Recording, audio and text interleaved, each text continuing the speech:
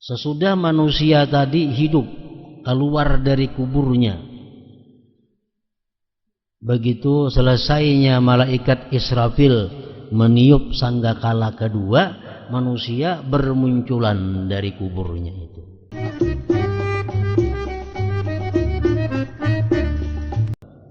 Perjalanan manusia itu adalah pertama berada di alam arwah. Berapa lamanya kita berada di alam arwah, hanya Allah Subhanahu wa ta'ala yang mengetahuinya. Itu pertama kali kita dicipta.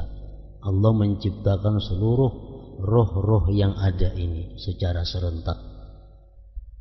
Kemudian sesudah itu nantinya Allah memasukkan ke dalam jasad sesuai dengan ketentuan tahun, hari, dan tanggalnya.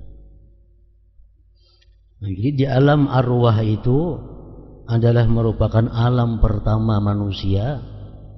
Disitulah kita sudah menerima janji dengan Allah Subhanahu wa ta'ala, dan di sanalah kita sudah ditentukan apakah kita menjadi orang yang beruntung atau orang yang celaka. Pada alam arwah itu, atau alam mudzar disebut demikian. Pada alam arwah itu manusia sudah ditentukan oleh Allah celaka atau beruntung. Nah, oleh karena itu orang-orang yang sudah ma'rifat dengan Allah, mereka itu bukan takut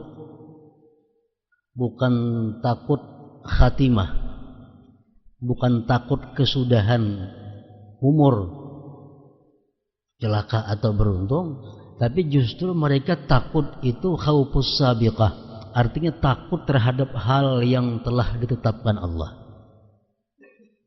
Kalau kita kebiasaan takutan kalau mati itu su'ul khatimah, karena kita kada tahu apakah kita kena mati itu akhirnya beruntung atau kita celaka. Nah, orang-orang macam kita ini takutnya khatimah, takutnya itu yang terakhir kayaknya. Kalau orang-orang yang sudah arif dengan Allah, mereka takutnya khaufus sabiqah, mereka khawatir ketentuan Allah yang terdahulu itu. Apakah Allah ini menentukan aku dahulu kala itu termasuk orang yang beruntung atau termasuk orang yang celaka? Karena sudah ada ketentuan seorang manusia pada alam arwah itu.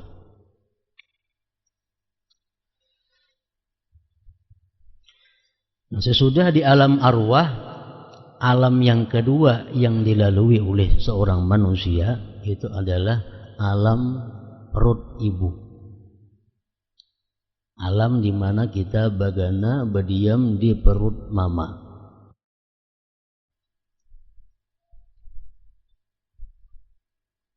Setelah 33 kali 40 hari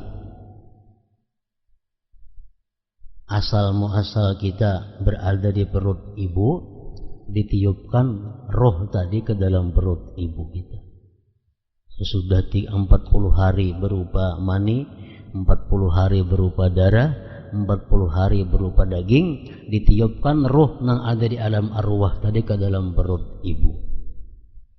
Nah, lalu itu ngarannya disebut alam di mana kita berada di perut ibu. Ini waktunya pun Allah yang tahu persisnya berapa kita berada di dalam perut ibu itu harinya.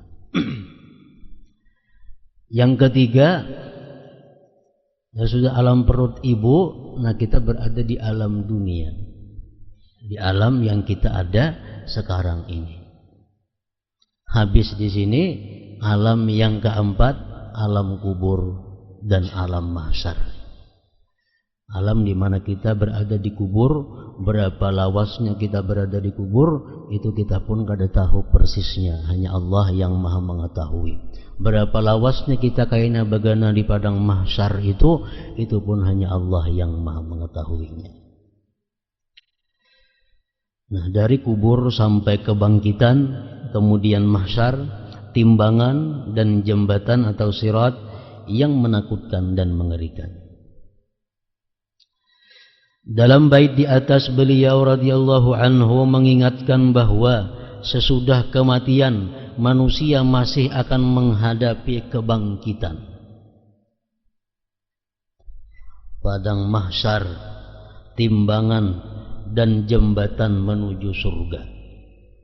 Allah mewahyukan thumma amatahu fa aqbarahu summa idza syaa ansarahu. Kemudian dia mematikannya dan memasukkannya ke dalam kubur. Kemudian bila dia menghendaki, maka dia akan membangkitkannya kembali.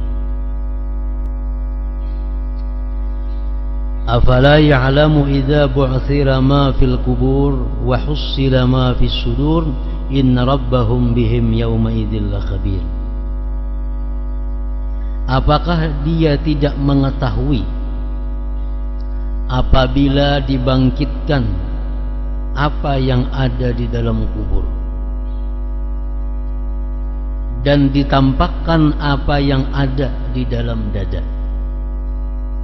Sesungguhnya Tuhan mereka pada hari itu maha mengetahui keadaan mereka.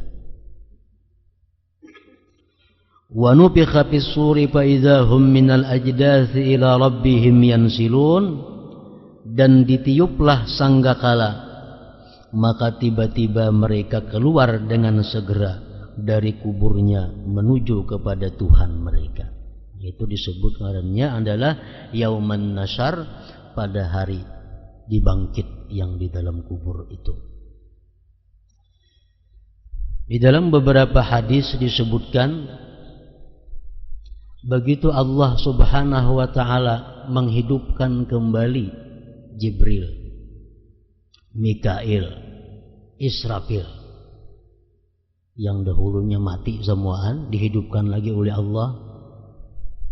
Nang bertiga ini disuruh Allah turun mendatangi kubur Nabi kita sallallahu alaihi wasallam. Mereka datang ke kubur Rasulullah membawa pakaian-pakaian hulalun minal jannah, pakaian-pakaian surga, wal burak dan burak. Datang ke kubur Nabi kita. Begitu yang 3 orang malaikat ini sampai ke kubur Nabi kita bangun dari kuburnya. Nabi kita bangun dari kuburnya.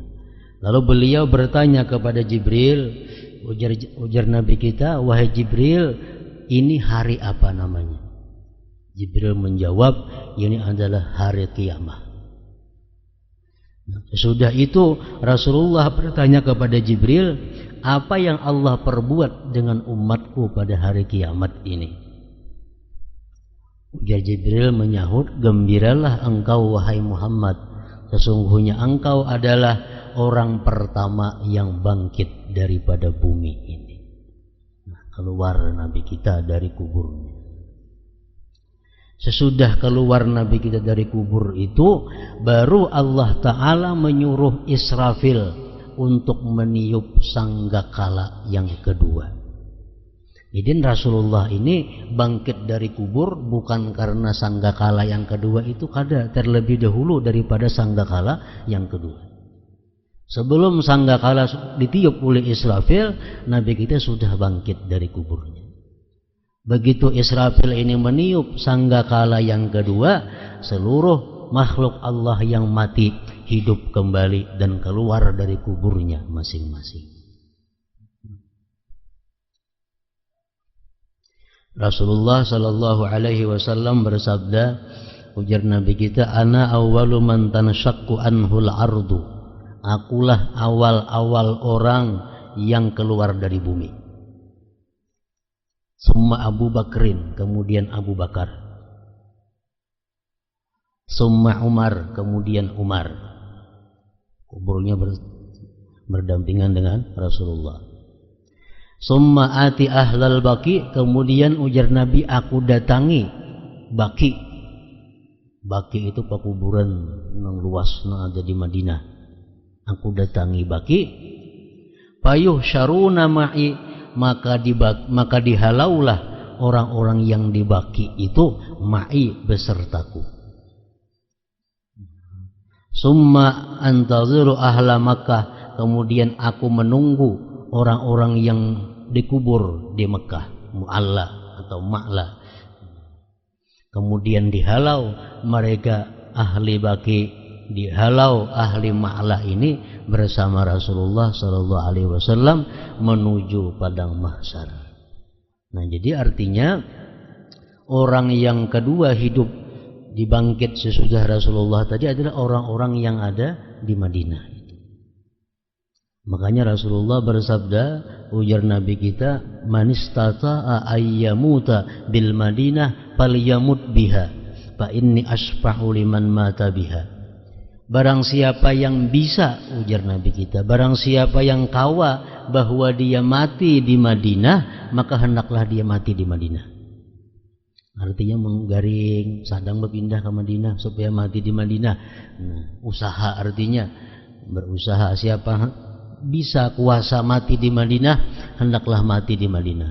Kenapa sebabnya? Karena aku memberi syafaat dengan orang-orang yang mati di Madinah, itu adalah syafaat yang khusus, lebih daripada syafaat kepada umat-umat yang berada di luar Madinah. Jadi mulianya, lebih mulia mati di Madinah daripada mati di kota Mekah. Imam Al-Qurtubi mengatakan, apakah orang yang mati di Madinah itu selamat walaupun dia banyak dosa kepada Allah?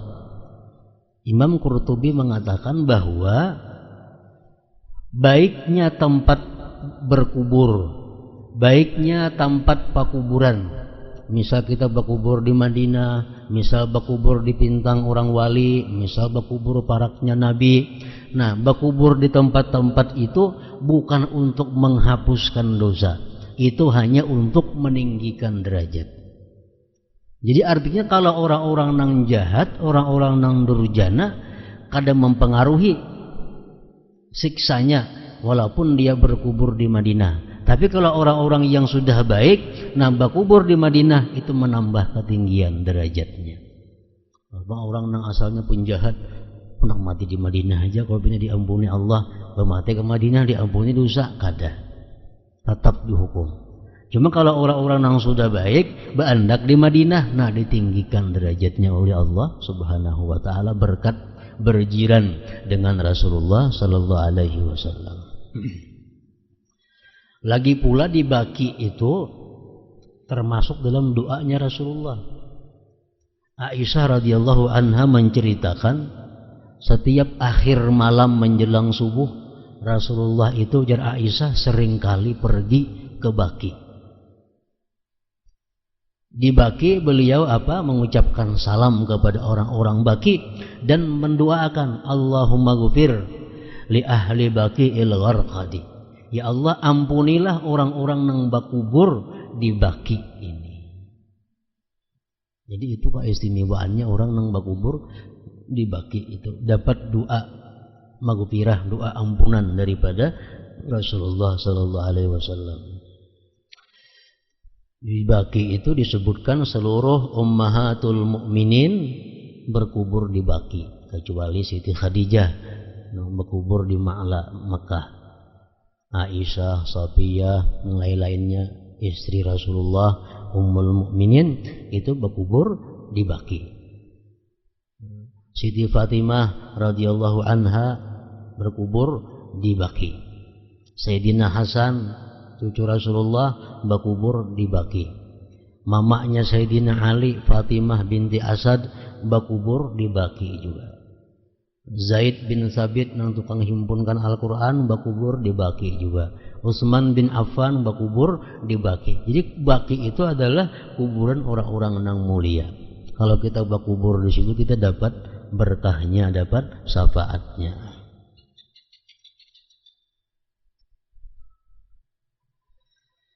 Nah, hasyar merupakan penggiringan makhluk Allah menuju padang mahsyar. Sesudah manusia tadi hidup keluar dari kuburnya, begitu selesainya malaikat Israfil meniup sangkakala kedua, manusia bermunculan dari kuburnya itu. Ini yang orang-orang Quraisy dahulu, orang-orang Makkah dahulu, jahiliyah kadang mempercayai hari berbangkit ini. Mana mungkin orang yang sudah hancur, tulangnya sudah hancur, bangkit kembali menjadi manusia. Padahal di dalam hadis disebutkan bahwa manusia-manusia yang di dalam kubur itu kalaupun hancur, ada sedikit tulang nang kada hancur, ngarannya ajbuz zambi, tulang nang halus, bisa mungkin kada kelihatan oleh mata kita, itu kada mau hancur. Walaupun seluruh tubuh kita hancur dalam kubur, itu kada mau hancur. Kenapa? Karena itu nantinya menjadi bibit kembali timbulnya menjadi seorang manusia, ngarannya ajbuz zambi, andaknya di bawah sulbi seseorang.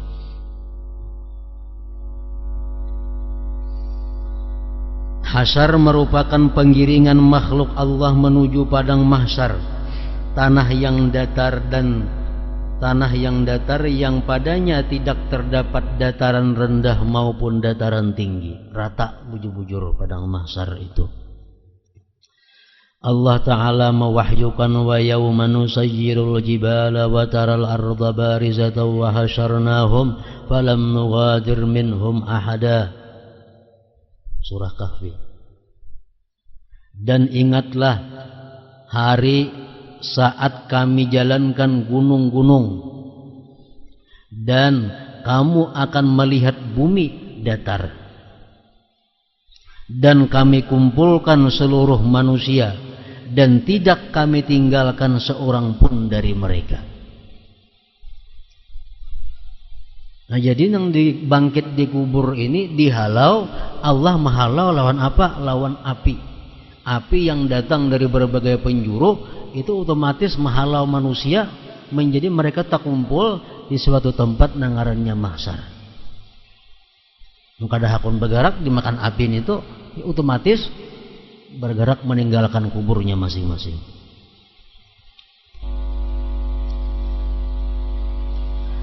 Dan ingatlah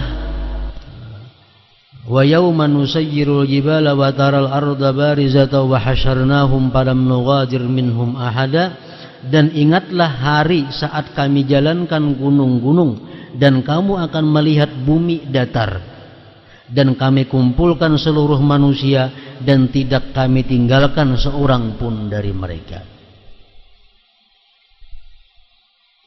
Wa uridu ala rabbika saffa laqad ji'tumuna kama khalaqnakum awwala marrah bal za'amtum allan naj'ala lakum maw'ida. Dan mereka akan dibawa ke hadapan Tuhanmu dengan berbaris.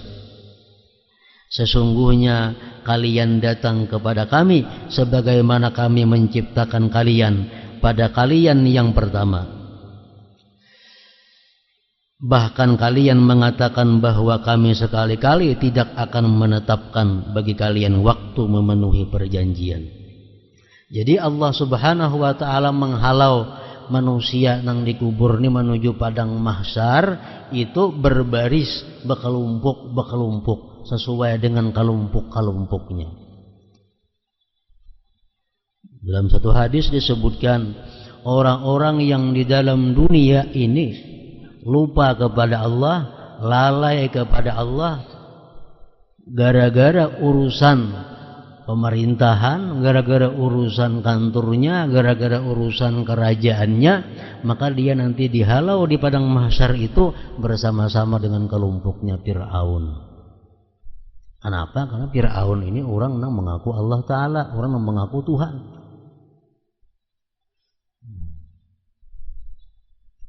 Orang-orang yang di dalam dunia ini sibuk mengurusi harta kekayaannya, akhirnya dia lalai kepada Allah, lupa kepada Allah, ini di akhirat nanti dihalau bersama-sama dengan Qarun.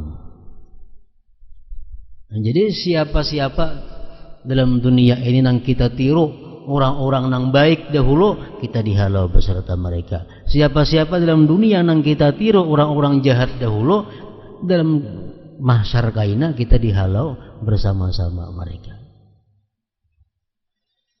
Ada doa di dalam doa zikir itu, Allahumma syurni wa anta syurani bi zumrati man qala la ilaha illallah, wa anta syurani bi zumrati man qala la ilaha illallah, dan bahwa engkau halau kami ya Allah pada golongan orang yang mengata la ilaha illallah. Jangan sampai kita di padang mahsyar itu dihalau di dalam kelompok, dalam gabungan orang-orang yang menentang Allah Subhanahu wa ta'ala.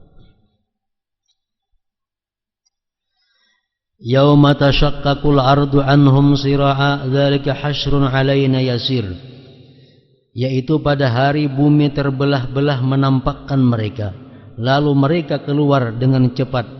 Yang demikian itu adalah pengumpulan hasyar yang mudah bagi kami.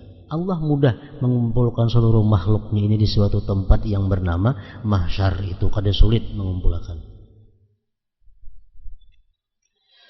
Dalam sebuah hadis disebutkan, yuhsyarun nasu yaumal qiyamati ala ardin bayda'a afra'a ka kursin naqiyyin laisa fiha mu'lamun li ahad. Pada hari kiamat manusia akan dikumpulkan pada sebidang tanah yang putih seperti roti bulat, pipih dan bersih. Di atasnya tidak terdapat bangunan yang dapat digunakan untuk bernaung. Hadis riwayat Bukhari dan Muslim. Yuhsyarun nasu yaumal qiyamah ala thalathati asnafin rukbana wa musyata wa ala wujuhihim. Kelak di hari kiamat manusia akan dikumpulkan dalam 3 kelompok, berkendaraan, berjalan kaki, dan berjalan dengan wajah-wajah mereka macam ular. Jadi perjalanan manusia dari kubur menuju padang mahsyar itu macam-macam. Ada yang diberi tunggangan. Diberi tunggangan ini mungkin orang-orang yang berjuang fisabilillah. Ini diberi tunggangan karena dia waktu itu memakai tunggangan menegakkan kalimat Allah. Lalu dari kubur menuju padang mahsyar diberi tunggangan. Ada yang hanya diberi kekuasaan, kemampuan berjalan kaki. Yang terakhir ini adalah yang berjalan atas wajah mereka, merayap macam ular. Hadis riwayat Tirmidzi. Yub'asun nasu hufatan 'uratan ghurra qad aljamahumul 'araq wa balagha shuhuma adanihim. Manusia akan dibangkitkan tanpa alas kaki, telanjang dan tidak berkhitan. Keringat menguasai mereka dan menenggelamkan mereka hingga mencapai telinga. Jadi secara umum manusia itu dihalau dari kubur menuju mahsyar itu bertelanjangan, dalam keadaan kada bersandalan, dalam keadaan kulub kada bersunat. Ini secara umum. Tapi orang-orang tertentu, orang-orang yang istimewa, ada diberikan Allah macam tadi tunggangan, ada diberikan Allah pakaian, ada diberikan makanan, minuman, itu kepada orang-orang yang tertentu.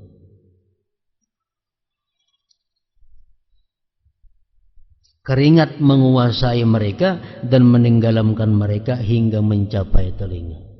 Imam Al-Ghazali mengatakan dalam Ihya Ulumuddin, orang-orang yang di dalam dunia ini berkeringat karena sembahyang. Orang-orang yang dalam dunia ini berkeringat karena berjuang fisabilillah. Orang-orang yang dalam dunia ini berkeringat karena membantu saudara-saudaranya yang muslim. Orang yang dalam dunia berkeringat mencari nafkah yang halal untuk memberi makan keluarganya, itu nanti di akhirat orang yang paling sedikit keringatnya. Dalam dunia sudah berpaluh ini. Orang nang buruh mengangkut barang dapat duit 10.000 sehari, memberi makan keluarga, paluhnya maka luar biasa. Nah itu di akhirat kaina kada berpaluh lagi. Kenapa? Dalam dunia sudah tiis paluhnya, gantiannya. Orang nang sembahyang tapaluh, nah di akhirat nanti itu mengurangi paluh atau keringat yang ada di padang mahsyar.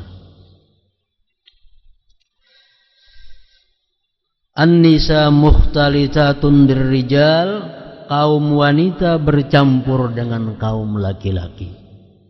kada bahalat lagi, kada berinding lagi, mana laki-laki, mana bini-bini, jadi satu berkumpul. Yuhsyarun nasu ajwa'a ma kanu qattu wa a'ra ma kanu qattu wa ansaba ma kanu qattu. Faman at'ama lillah at'amahu Allah, wa man saqa lillah saqahu Allah, wa man kasa lillah kasahu Allah, wa man 'amila lillahi kafahu Allah. Fa idza ukhriju min quburihim umiru bil masiri ilal mahsyar.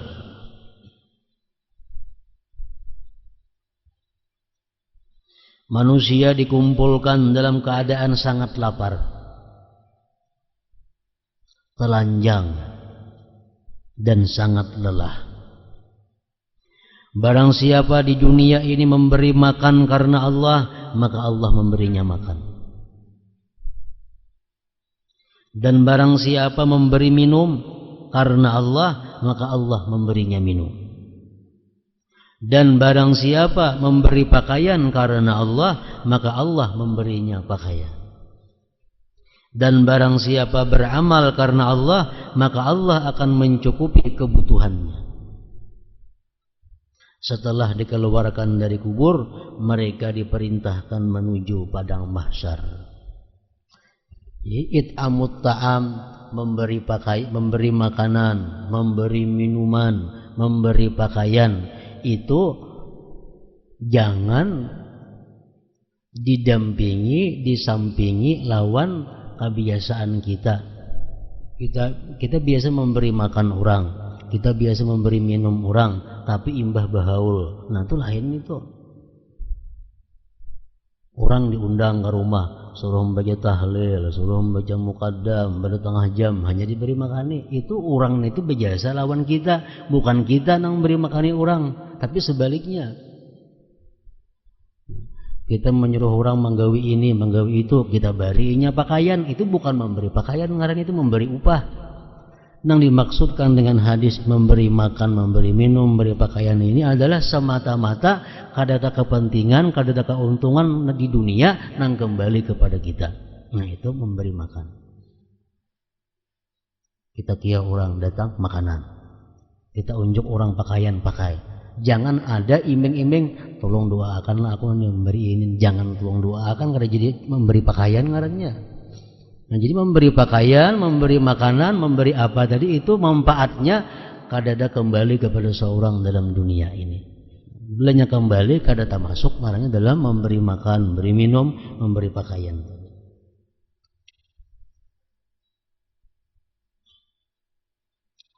Hadis riwayat Ibnu Abi Dunya, dikatakan bahwa mahsyar terletak di Syam.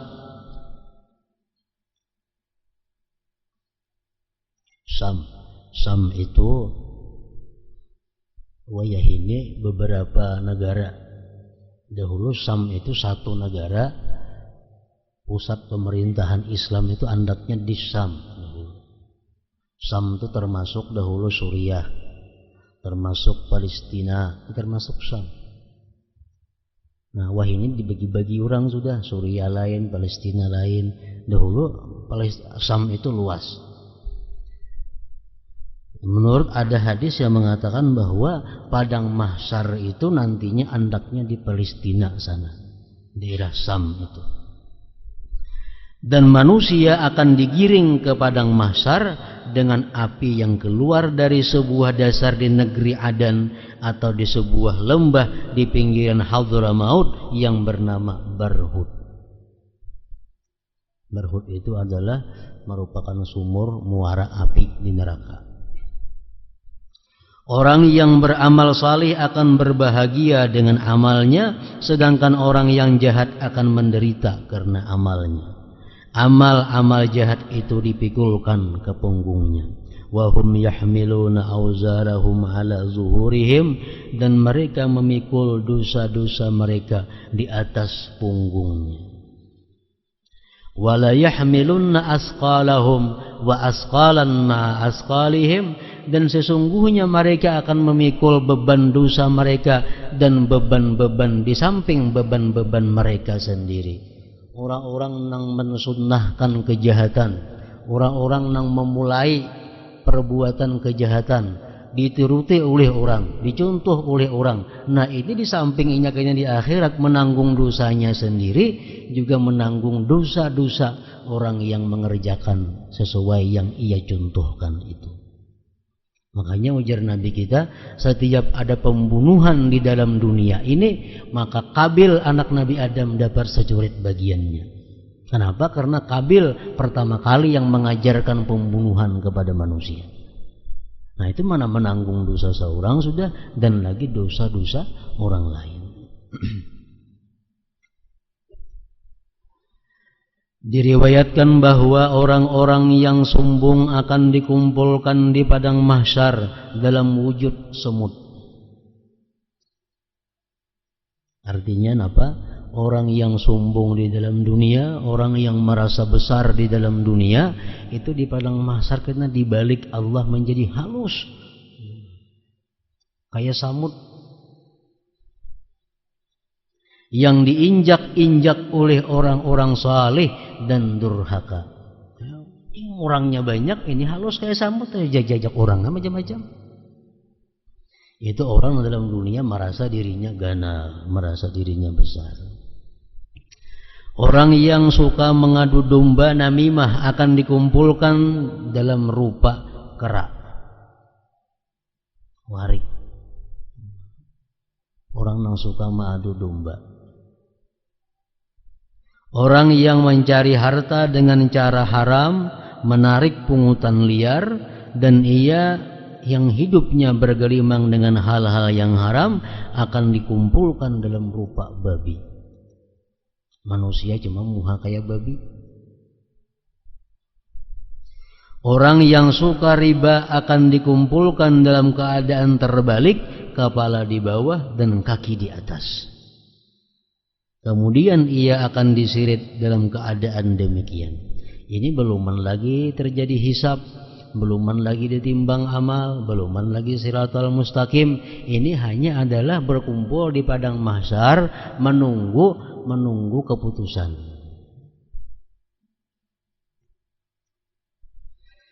Orang yang berbuat zalim dalam permasalahan hukum, artinya nang mustinya kalah dimanangakan, nang mustinya manang dikalahkan, nang mustinya lulus kada lulus, nang mustinya kada lulus lulus. Orang yang berbuat zalim dalam permasalahan hukum, dia akan dikumpulkan dalam keadaan buta, dalam keadaan kada melihat.